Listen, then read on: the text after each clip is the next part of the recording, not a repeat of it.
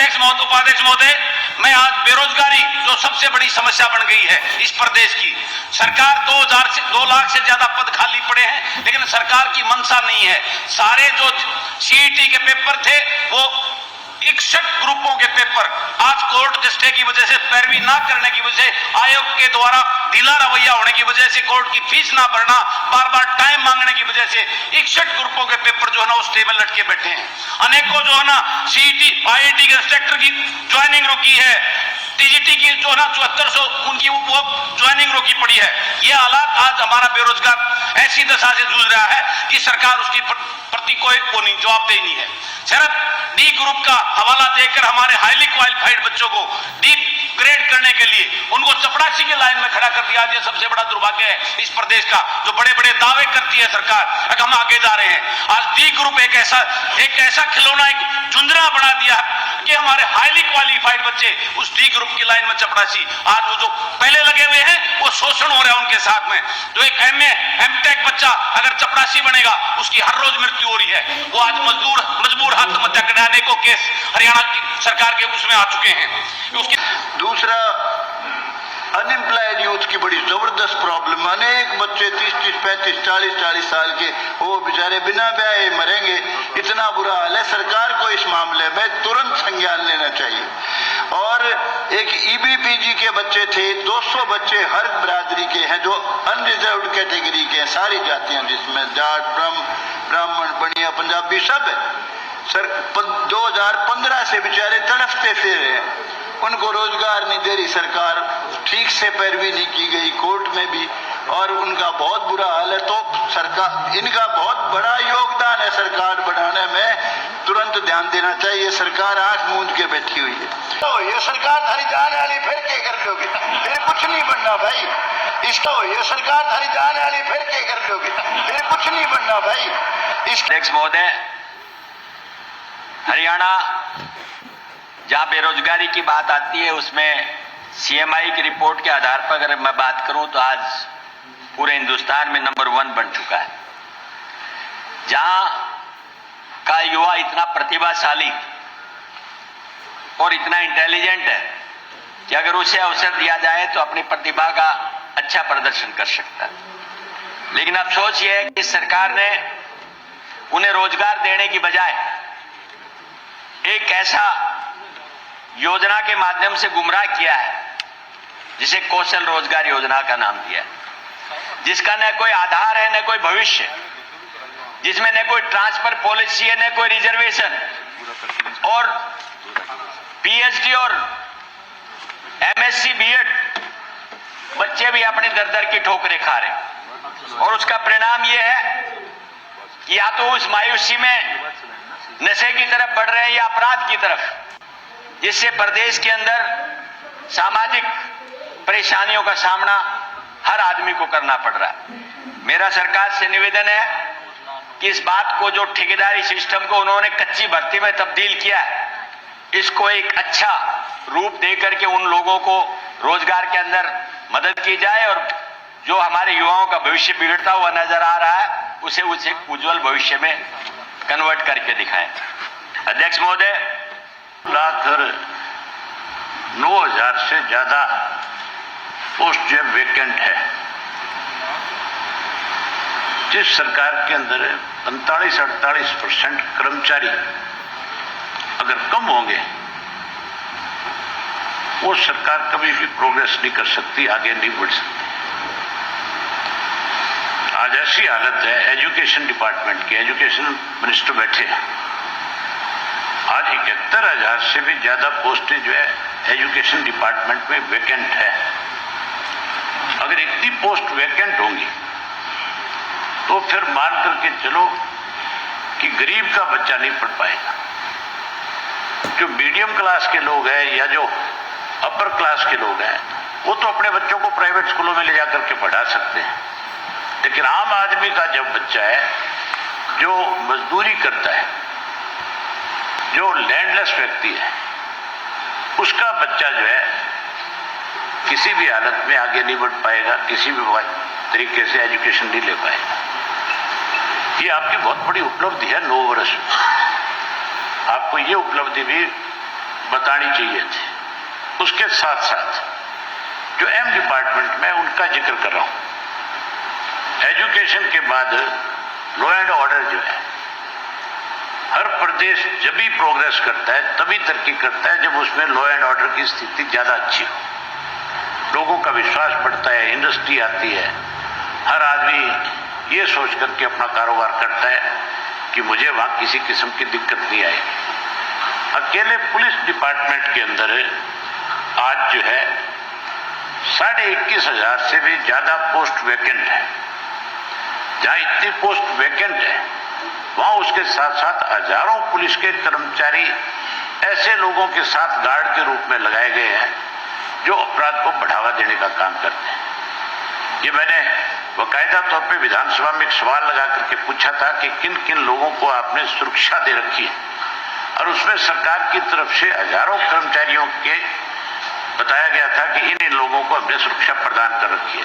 और जिनको सुरक्षा प्रदान कर रखी है, मैंने पूछा कि क्यों दे रखी है, तो ये बताया गया था उस वक्त में कि इनको थ्रेट है। और मैंने ये पूछा ये थ्रेट क्यों है, और थ्रेट जिन लोगों से, उन लोगों के खिलाफ आपने क्या कार्रवाई करी है? सरकार की तरफ से कोई जवाब नहीं था। सरकार साइलेंट थी, चुप थी, बता नहीं इसकी। केवल उन लोगों को सिक्योरिटी प्रोवाइड कर रखी है ज्यादा, जो लोग अपराध में बढ़ाने में ज्यादा मदद करने का काम करते हैं।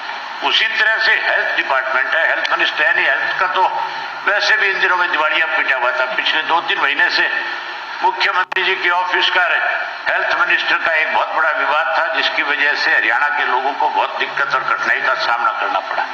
आप बैठ करके समझौता करते हो कि आओ बैठ करके इस मामले को सुलझा लेते हैं, उसका खामियाजा बढ़ी, भ्रष्टाचार बढ़ा, महंगाई बढ़ी, कानून व्यवस्था खत्म हुई, जहां इस 9 वर्ष में बेरोजगारी बढ़ी। मैं कुछ सरकार की जो बड़ी उपलब्धि है वो आपके सामने बताना चाहता हूं। मुख्यमंत्री जी बैठे हैं, रोड पे लिया लगा आज इस सरकार के अंदर 2,09,000 से ज्यादा पोस्ट जो वेकेंट है। जिस सरकार के अंदर 45-48% कर्मचारी अगर कम होंगे, वो सरकार कभी भी प्रोग्रेस नहीं कर सकती, आगे नहीं बढ़ सकती। आज ऐसी हालत है एजुकेशन डिपार्टमेंट की, एजुकेशन मिनिस्टर बैठे हैं, आज 71,000 से भी ज्यादा पोस्टें जो है एजुकेशन डिपार्टमेंट में वैकेंट है। अगर इतनी पोस्ट वैकेंट होंगी तो फिर मान करके चलो कि गरीब का बच्चा नहीं पढ़ पाएगा। जो मीडियम क्लास के लोग हैं या जो अपर क्लास के लोग हैं, वो तो अपने बच्चों को प्राइवेट स्कूलों में ले जाकर के पढ़ा सकते हैं, लेकिन आम आदमी का जब बच्चा है जो मजदूरी करता है, जो लैंडलेस व्यक्ति है, उसका बच्चा जो है किसी भी हालत में आगे नहीं बढ़ पाएगा, किसी भी तरीके से एजुकेशन नहीं ले पाएगा। ये आपकी बहुत बड़ी उपलब्धि है 9 वर्ष में, आपको ये उपलब्धि भी बतानी चाहिए थी। उसके साथ साथ जो एम डिपार्टमेंट में उनका जिक्र कर रहा हूं, एजुकेशन के बाद लॉ एंड ऑर्डर जो है, हर प्रदेश जब भी प्रोग्रेस करता है तभी तरक्की करता है जब उसमें लॉ एंड ऑर्डर की स्थिति ज्यादा अच्छी हो, लोगों का विश्वास बढ़ता है, इंडस्ट्री आती है, हर आदमी ये सोच करके अपना कारोबार करता है कि मुझे वहां किसी किस्म की दिक्कत नहीं आएगी। अकेले पुलिस डिपार्टमेंट के अंदर आज जो है 21,500 से भी ज्यादा पोस्ट वैकेंट है। जहां इतनी पोस्ट वैकेंट है वहां उसके साथ साथ हजारों पुलिस के कर्मचारी ऐसे लोगों के साथ गार्ड के रूप में लगाए गए हैं जो अपराध को बढ़ावा देने का काम करते हैं। ये मैंने बाकायदा तौर पे विधानसभा में एक सवाल लगा करके पूछा था कि किन किन लोगों को आपने सुरक्षा दे रखी है, और उसमें सरकार की तरफ से हजारों कर्मचारियों के बताया गया था कि इन लोगों को हमने सुरक्षा प्रदान कर रखी है। और जिनको सुरक्षा प्रदान कर रखी है, मैंने पूछा कि क्यों दे रखी है, तो ये बताया गया था उस वक्त में कि इनको थ्रेट है। और मैंने ये पूछा ये थ्रेट क्यों है, थ्रेट जिन लोगों से, उन लोगों के खिलाफ आपने क्या कार्रवाई करी है? सरकार की तरफ से कोई जवाब नहीं था, सरकार साइलेंट थी, चुप थी, बता नहीं इसकी। केवल उन लोगों को सिक्योरिटी प्रोवाइड कर रखी है ज्यादा, जो लोग अपराध में बढ़ाने में ज्यादा मदद करने का काम करते हैं। उसी तरह से हेल्थ डिपार्टमेंट है, हेल्थ मिनिस्टर है नहीं, हेल्थ का तो वैसे भी इन दिनों में दिवालिया पिटा हुआ था। पिछले 2-3 महीने से मुख्यमंत्री जी के ऑफिस का हेल्थ मिनिस्टर का एक बहुत बड़ा विवाद था, जिसकी वजह से हरियाणा के लोगों को बहुत दिक्कत और कठिनाई का सामना करना पड़ा। आप बैठ करके समझौता करते हो कि आओ बैठ करके इस मामले को सुलझा लेते हैं, उसका खामियाजा प्रदेश की जनता को भुगतना पड़ता है। कितनी इस तरह के हालात हमारे प्रदेश के हैं कि मुख्यमंत्री अपने मिनिस्टर्स को भी अपने साथ लेकर के नहीं चल पाते, मिनिस्टर को रुष्ट कर देते हैं, मिनिस्टर फिर फाइलें नहीं निकालते, उसका खामियाजा आम आदमी को भुगतना पड़ता है। आपके हेल्थ डिपार्टमेंट के अंदर 14,864 से ज्यादा पोस्टें वैकेंट है, जबकि टोटल पोस्ट 25,000 है। मतलब 50% से भी ऊपर 60% पोस्टें जो वैकेंट है। अगर 60% पोस्ट वैकेंट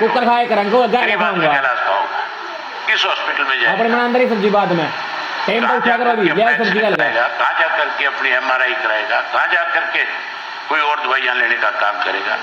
आप एक बिल लेकर के आ रहे हो, मैंने जिसमें कह रहे हो कि जब तक डेड बॉडी हॉस्पिटल से बाहर नहीं जाएगी जब तक उसका पूरा पैसा नहीं दे सकते। इस तरह का बिल भी आप लेकर के आ रहे हो, क्या बात होगी? टाइम हो गया आपको इसीलिए बैठा रखा है नहीं, आपका आधा मिनट है, आधा बाइंड अप कर लो, आधा मिनट में 1 मिनट पहले आपने बोल दिया था। सर आपको तकलीफ हो जब वो देखा आपकी तरफ हट देसी बजा रहे बोल देते उसको काउंट होगा पहले डैमेज पहले बोले था। 2-3 चीजें मैं वो बता दूंगा। एक चीज बता दो, आपकी बात बता रहा हूँ, कोई गलत नहीं बता रहा। इरिगेशन डिपार्टमेंट बहुत महत्वपूर्ण डिपार्टमेंट है। इरिगेशन डिपार्टमेंट के अंदर भी आपको हैरानी होगी सुनकर के 20,463 टोटल पोस्ट है, जिसमें से 12,144 पोस्टें वैकेंट है। जो कृषि से जुड़ा हुआ मामला है, किसान से जुड़ा हुआ मामला है, रोज किसान की बात करते हो, रोज किसान को ताकत देने की बात कही जाती है। धन्यवाद।